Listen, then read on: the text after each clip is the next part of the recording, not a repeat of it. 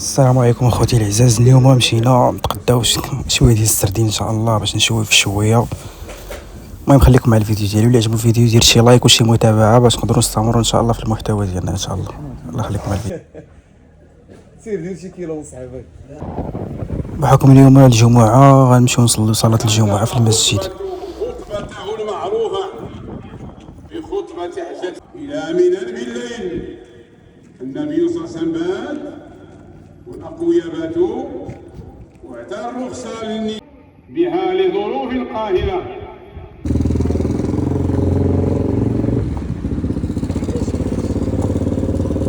السردين اللي جبنا ان شاء الله راني قدو به الشوايه. شفتوه الشوايه ديالنا الطبسي. نشعلوا العافيه.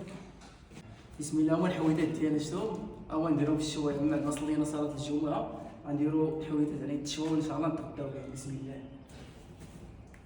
بسم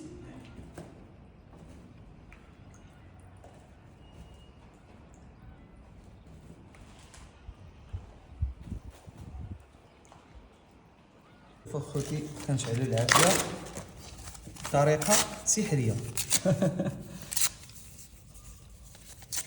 شبيك لبيك نشوف مليح.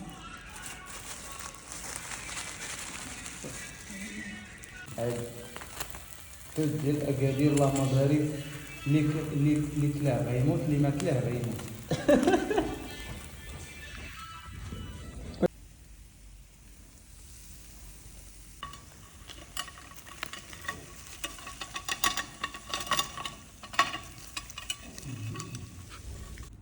هاي الشوايه شفتو اللهم بارك.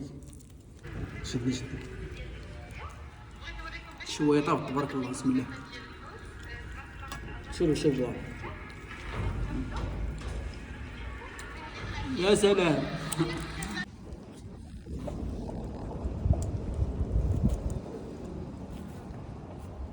هاي هي النتيجه ديال الطبله كيفاش جات. المهم مازال ما كملات. المهم يلاه ضربنا الكوش الاول نعاودو لها الثاني ان شاء الله.